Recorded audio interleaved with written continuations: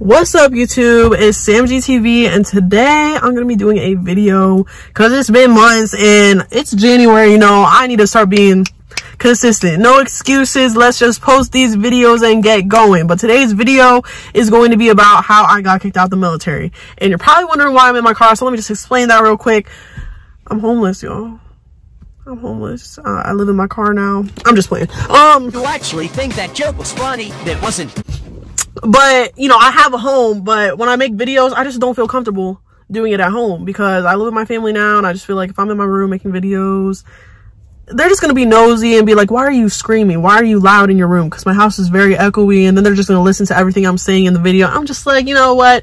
If I got to make a video in my car, I got to make a video in my car. So here I am making a video in my car. So that's out the way. Today I'm going to explain how I got kicked out, my story, and once again, my story. What happened to me. I'm not going to explain anything else. I'm not putting no one involved in the video because my last video had a lot of controversy about, oh, why is my name in it? No one's name was in it. So no one is involved in this video except me, and I'm going to explain what happened. And it's going to be a short version because I don't want me to run what was I going to say? I don't want to like keep talking in the video and just have it be long. So I'm just going to say long story short. Get right into the video. Subscribe for me, subscribe. And yeah, so let's go ahead and explain our little story. I found out about something that could help me with my stress, my sleep, my anxiety, la-di-da-di-da, and it came in a little potion bottle. Not a potion bottle, but you know, it was like a little essential oil in its own little bottle, and you put it in your vape and you smoke it and you'll be straight. It wasn't a drug. It was called valerian root. So I did some research. It was also a vitamin that you can get at your local Walmart, local pharmacy. It's like biotin, but it's called valerian. You know, like biotin's a vitamin you take every day. It's like vitamin C you take every day. Valerian, this vitamin is used for stress, for anxiety, for sleep. And it came in a capsule form. You can get it in oil on Amazon. And so that's what I was thinking it was. So from my knowledge and how it was introduced to me, you buy a vape that you put your own juice in. You get this valerian and you put it in with the vape juice, and you use it, and it calms you down, and it relaxes you, and it helps you fall asleep, la-di-da-di-da, all these effects on the body. So I'm like a little skeptical when I first heard about it. I'm like,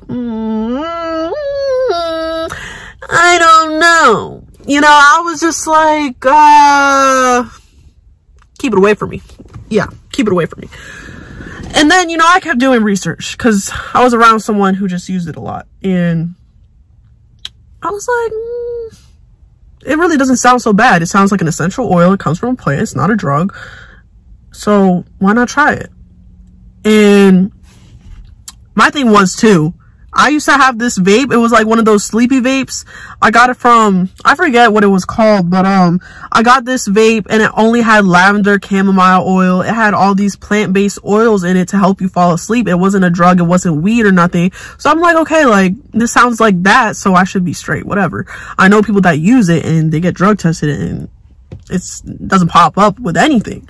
So let's go ahead and go to the part where I got in trouble for it. So I was at a party and I used it, and to everybody's knowledge, you know, military people always have a vape on them, a nicotine vape on them. So this vape just looked like that, and I was using it and didn't think anyone thought anything of it, you know, and no one did. So I went home from that party. It was June, and I come home and it's the next week. I'm at work, and next thing you know, everyone's freaking out at work, and I'm like, what's going on? What's wrong? And someone says to me, your friend just got pulled in for an investigation. And I'm like, what? And I was like, no way, no way, no way, no way, no way. What's going on? They're like, yeah, one of the sergeants pulled her in and said that we got to go and get all your stuff and we're going to SecFo. I'm like, oh my God. So I remember I was freaking out. I was about to piss myself, yo. So I went to the bathroom. I'm like, having a pep talk with myself. I'm like, bro, I cannot. Because I was in an interrogation room for my own investigation one time, and I'm gonna maybe have a story time about that one day, but that's a whole nother story. So this would be my second time going in if they do call me in. So I'm just like avoiding everybody at work, avoiding all the sergeants. I got my head low. I'm like, I am not about to go into this interrogation room again. No. So I walk out. I get off at 1:30, and I see my first sergeant's outside getting out his truck, and I'm like, fuck.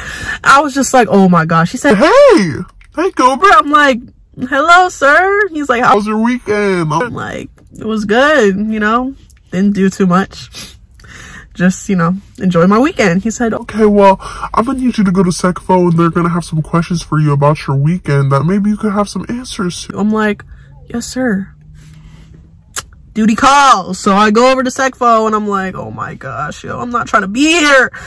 So I walk inside and go back into that interrogation room that I was in the first time, and they're like, so how was your weekend? You know, this is the thing about these shiesty detectives. They be all friendly, trying to get you all warmed up, and they're like, how was your weekend, Gilbert? Nice to see you again in here. You know, it's kind of weird that you're in here again. Shut up. So I was just like, I guess, yeah, sure. And they're like, so what do you know about weed at the party? I'm like, weed? They're like, yes, weed. What do you know about a blunt being at the party, being passed around between you and your friends? I'm like, I was laughing, bro. I was laughing because I knew there was no weed at this party. I'm like, sir, no one had a blunt. I don't know anything about weed. What are you talking about? He's just like, come on, Gilbert. We know you know. We know you know. I'm just like, you know that I know that I don't know, because I don't know nothing right now. I don't know about weed. They're like, we know there was a blunt at this party. I was like, no, there wasn't. And it just went back and forth for like 10, 15 minutes. I'm just like, dude, I don't know anything about weed. I have no answers for you because I never saw weed. I never even smoked weed in my life. I never rolled up a blunt. I don't know nothing about that. So leave me alone. So leave me alone. And they let me go. They set me free. And I remember I called up my friends. I'm like, dude, what is going on? Why are they asking about weed? Like, what is going on? Come to find out, now this is long story short, because this is a whole story that I hopefully can tell you guys one day, but right now I'm not. Long story short, we find out someone made a lie and accused us of smoking weed. There was two individuals who were just shiesty and wanted to get rewarded for ratting on people. So they made up a lie at first. They were at this party saying that we smoked weed, which never happened. Then it became a whole nother case when they found out about valerian. And they found out about that. But the person who ratted us out on valerian, she was trying to find it. She was trying to smoke it herself. And she was also trying to smoke Delta 8. When I had text message proof that this female was trying to look for weed, I showed it to interrogators and they didn't want to look at it. They didn't care to look at that and to look at the fact that the person that saved the day and told on a case about valerian, when I had proof and evidence that this same person was trying to find weed, because Delta 8 is a kind of weed, I had the proof and they're like, we're going to look into it. They never did. They never did. And so that was a short story, because to sum it all up, people were saying that we did this and we did that. They didn't have any proof of anything until we got interrogated multiple times and they took our phone. They labeled it a drug case, substance abuse under Article 15. And no matter what I said about the fact that this wasn't a drug, I have the paper that says my drug test is negative. They don't care. They don't care. They don't care. They don't care. They still kicked me out. And those people that had told on us, one person, she got BTZ. If y'all know what that is, that's when you get ranked up quicker than everybody else because you were doing good deeds or like volunteering a lot and you showed that you were responsible to being an E4 before you're supposed to get E4. So she got it earlier than everybody else, so she got rewarded with that. The other person, she got coined by a whole bunch of people. She got coined and her coin said, everyone's business is my business, is what it said on the coin. And she got coined for that. And I just remember being so mad on how the system works, that, you know, people could be doing worse things than you. Because the girl that got coined, she was doing acid and she was definitely going around asking people to do it with her. And when I told interrogators that, they said, where's the proof of that? I didn't have a text message of her saying that, but she definitely asked all my friends to do acid with her. She didn't get in trouble. And this just really, it just opened my eyes on how the system is. You know, you do one thing wrong and you're in the wrong, but you see that other people are doing the same things. But basically what people will do is they'll tell on other people for doing certain stuff. That way when people tell on them for doing what they're doing behind the scenes, nobody believes the other people because they're the ones that told on other people. You know what I'm saying? Like, they want to make other people look bad so they look like a good person, and whenever they get caught up doing something, no one's going to believe that that good person got caught up with that. So, you know, people be lying in the military. People be doing shiesty stuff just to get at a higher level in life, just to get at a higher level in the military. Like, it's so evil to me. And I remember I was just in distraught, and it was really the most depressing thing in my life, seeing people that didn't deserve to, you know, get that reward, get that responsibility, get that coin, just to see people getting rewarded for being evil. Just to this day, it just makes me so mad. And I remember I was just so mad when I seen, like, anyway, I'm just not even gonna, but yeah, so that's the story, y'all. Whenever I tell this story to some military people, some airmen that I'll see, I'll just explain what happened. They'll be like, I know somebody that tested positive for weed and they're still in the Air Force. And I'm just like, yeah, well, even though I had a negative drug test, they still said that I was out the military for drug abuse. And so on my DD-214, which is a form you get when you leave the military, it'll say why you got out. It'll say if you can re-enter the military and what's your code and all this stuff. It has information about your discharge. Mine says that my misconduct is drug abuse, which I didn't do. I don't do drugs. I'm not a crackhead.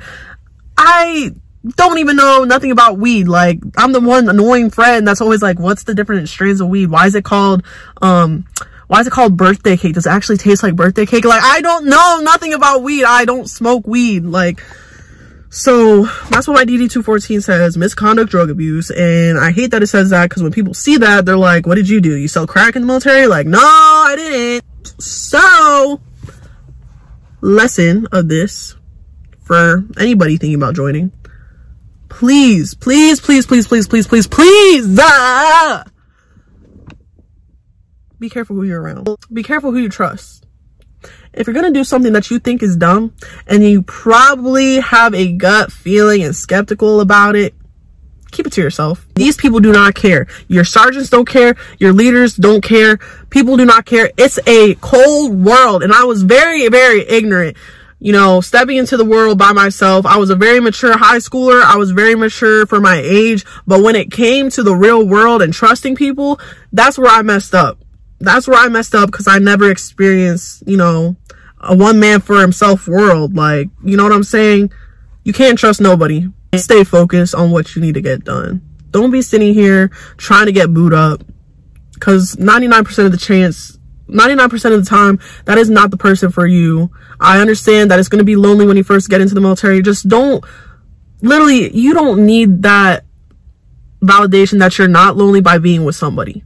Find yourself some friends that are going to help you learn something, or just stay to yourself. Like, you don't even need friends. Y'all, if y'all have any more questions, if y'all have any more questions, go ahead and comment down below and let me know any more videos that I should do. And that's all I got for today. That was my reason why I got kicked out. So y'all stay safe out here. See y'all in the next video.